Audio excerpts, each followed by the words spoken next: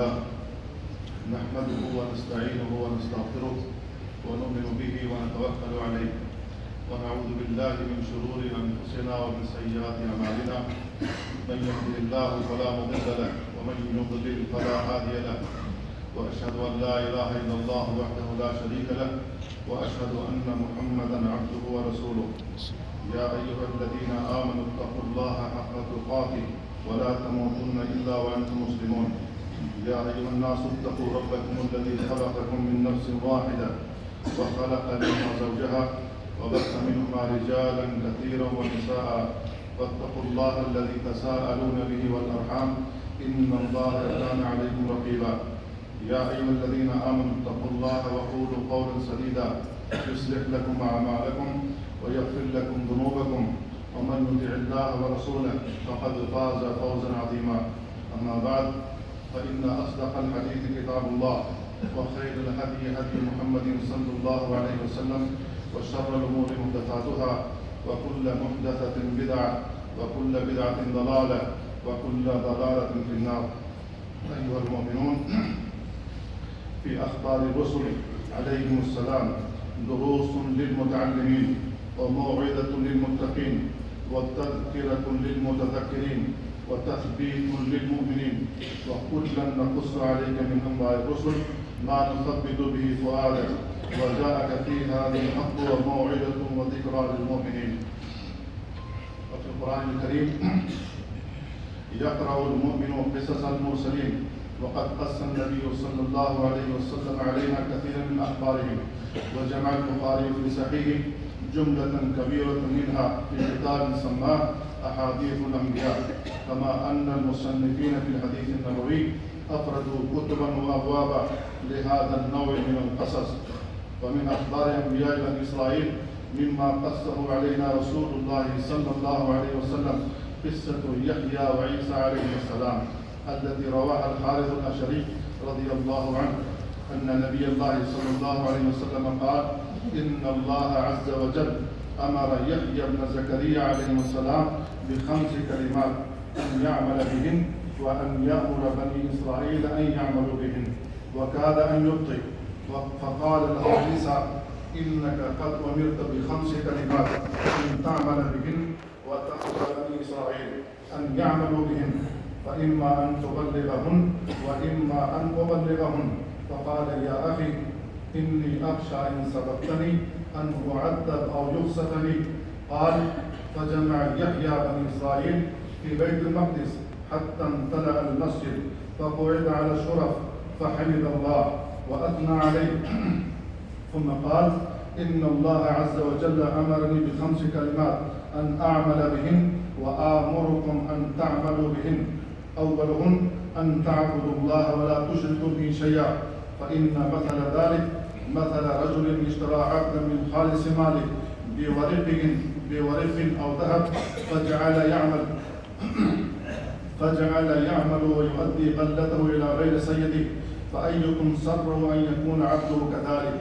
وإن الله عز وجل خلقكم ورزقكم فاعبدوه ولا تشركوا به شيئا، وآمركم بالصلاة فإن الله عز وجل ينسب وجهه لوجه عبده ما لم يلتفت، فإذا صليتم فلا تلتفتوا، وآمركم بالصلاة فإن مثل ذلك كمثل رجل معه شبرة من مسك في عصابة كلهم يجدوا ريح المسك، وإن خلوف فم الصائم عند الله أطيب من ريح المسك. وآمركم بالصدقة فإن مثل ذلك كمثل رجل أسره العدو فشدوا يديه إلى عنقه وقدموه ليضربوا عنقه، فقال: هل لكم من أفتدي نفسي منكم؟ فجعل يفتدي نفسه منهم بالقليل والكثير حتى فك نفسه. وآمركم بذكر الله عز وجل كثيرا، وإن مثل ذلك كمثل رجل طلبه العدو سراعا في أثره فأتى حصنا حسينا فتحسن فيه، وإن العبد أحسن ما يكون من الشيطان إذا كان في ذكر الله عز وجل. فقال رسول الله صلى الله عليه وسلم: وأنا آمركم ب5 الله أمرني بهن: بالجماعة والسمع والطاعة والهجرة والجهاد في سبيل الله، فإنه من خرج من الجماعة قيد الشبر فقد خلع ربقة الإسلام من عنقه إلا أن يرجع، ومن دعا بدعوى الجاهلية فهو من جثار جهنم. قالوا يا رسول الله وإن صام وصلى؟ قال وإن صام وصلى وزعم أنه مسلم. فادعوا المسلمين بأسمائهم لما سماه الله عز وجل المسلمين المؤمنين عباد الله عز وجل. رواه أحمد والترمذي وقال حديث حسن صحيح غريب. وفي هذا الحديث النبوي العظيم أهمية الدعوة إلى الله تعالى وتبليغ الدين وعدم التواني في ذلك، فإن عيسى عليه السلام حتى يحيى عليه السلام أن يبلغ ما أمره الله تعالى بتبليغه فبلغه، وذلك أن الرسل عليهم السلام يسألون يوم القيامة عن البلاغ كما يسأل أقوامهم عن الاستجابة. قال تعالى فلنسألن الذين أرسل إليهم ولنسألن المرسلين.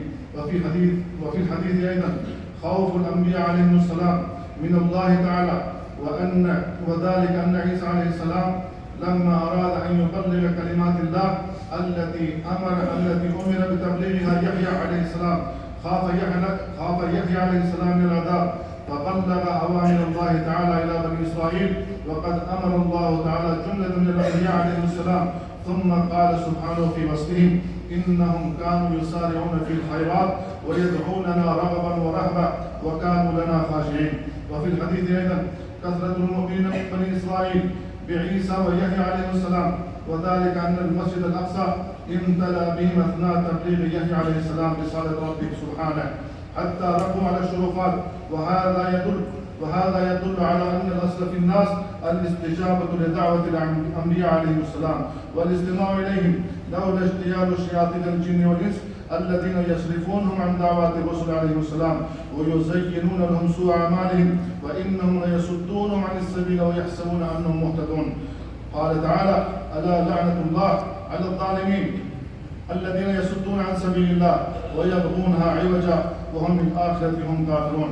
وفي الحديث أيضا فضيلة بيت المقدس وأنه كان مجمع الرسل من بني إسرائيل وأتباعهم، وأن الأحق به أهل الإيمان لأنه بيت الله تعالى وفيه يعبد سبحانه ويوحد، فلا حق فيه للمتلبسين بالشرك ولا للمغيرين دين الله تعالى.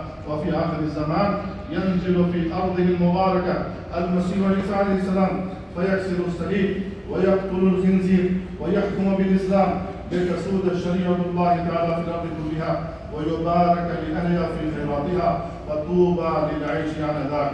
بارك الله لي ولكم في القرآن العظيم ونفعني وإياكم بما فيه من الآيات والذكر الحكيم، إنه تعالى جواد كريم ملك بر رؤوف رحيم.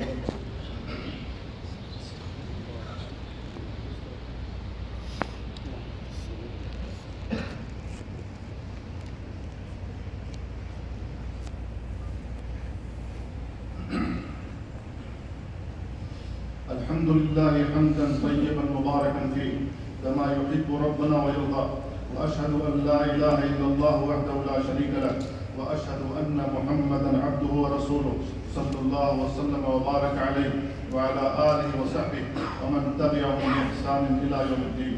أما بعد، فاتقوا الله تعالى وأطيعوه، واتقوا يوما لا تجزي نفس عن نفس شيئا ولا يقبل منها عدل ولا تنفع شفاعة ولا هم ينصرون.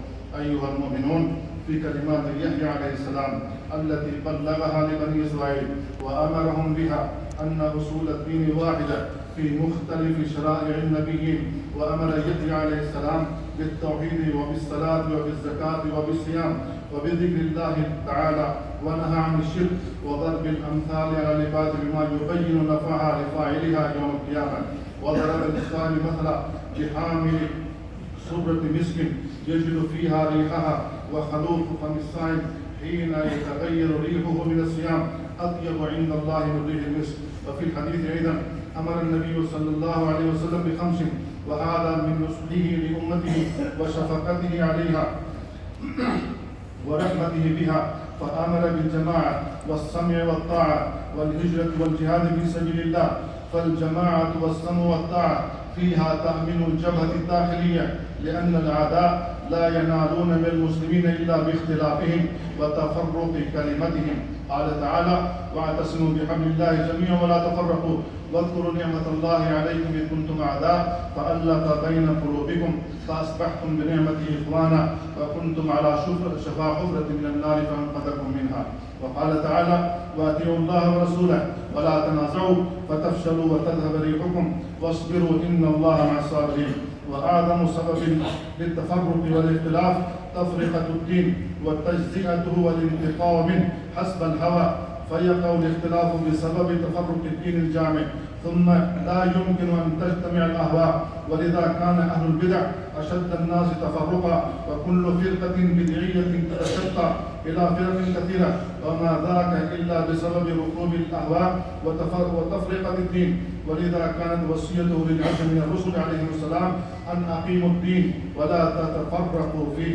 وأمر صلى الله عليه وسلم بالهجرة والجهاد، وهذا فيه تحسين الجبهة الخارجية وحماية الثغور وإرهاب الأعداء. وحذر النبي صلى الله عليه وسلم من مفارقة الجماعة، لأن مفارقتهم سبب للتفرق والاختلاف، كما حذر من دعوى الجاهلية، وينضوي تحتها كل تعصب لغير الله تعالى، لأن التعصب لغير الله سبب أيضا للتفرق والاختلاف، مما يضعف المسلمين ويوهن قوتهم ويذهب ريحهم ويدمع الأعداء فيهم.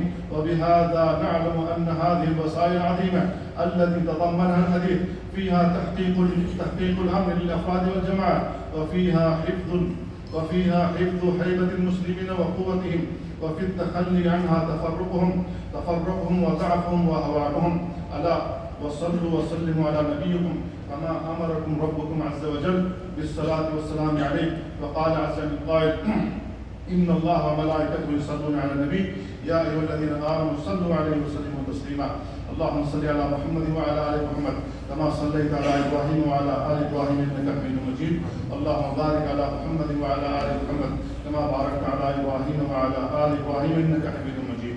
اللهم أعز الإسلام والمسلمين، اللهم أعز الإسلام والمسلمين، اللهم أعز الإسلام والمسلمين، وأذل الشرك والمشركين، ودمر أعداءك أعداء الدين، واجعل هذا البلد آمنا مطمئنا رخاء سخاء وسائر بلاد المسلمين. اللهم أصلح لنا ديننا الذي هو عصمة أمرنا، وأصلح لنا دنيانا التي فيها معاشنا، وأصلح لنا آخرتنا التي إليها معادنا، واجعل الحياة زيادة لنا في كل خير، واجعل الموت راحة لنا من كل شر. اللهم إنا نسألك موجبات رحمتك وعزائم مغفرتك والسلامة من كل إثم والغنيمة من كل بر والفوز بالجنة والنجاة من النار. اللهم أحسن عاقبتنا في الأمور كلها وأجرنا من خزي الدنيا وعذاب الآخرة. اللهم اقسم لنا من خشيتك ما تحول به بيننا وبين معاصيك، ومن طاعتك ما تبلغنا به جنتك، ومن اليقين ما تهون به علينا مصائب الدنيا، ومتعنا بأسماعنا وأبصارنا وقواتنا أبدا ما أبقيتنا، واجعل الوارث منا وانصرنا على من عادانا، واجعل ثارنا على من ظلمنا وانصرنا على من عادانا، ولا تجعل مصيبتنا في ديننا، ولا تجعل الدنيا أكبر همنا ولا مبلغ علمنا، ولا تسلط علينا من لا يخافك فينا ولا يرحمنا. اللهم لا تدع لنا ذنبا إلا غفرته، ولا هما إلا فرجته، ولا دينا إلا قضيته، ولا حاجة من حوائج الدنيا والآخرة إلا قضيتها يا أرحم الراحمين. ربنا آتنا في الدنيا حسنة وفي الآخرة حسنة وقنا عذاب النار. ربنا تقبل منا إنك أنت السميع العليم، وتب علينا إنك أنت التواب الرحيم. وصل اللهم وسلم وبارك وزد وأنعم وأكرم على عبدك ونبيك محمد صلى الله عليه وسلم وعلى أصحابه من تبعهم بإحسان إلى يوم الدين.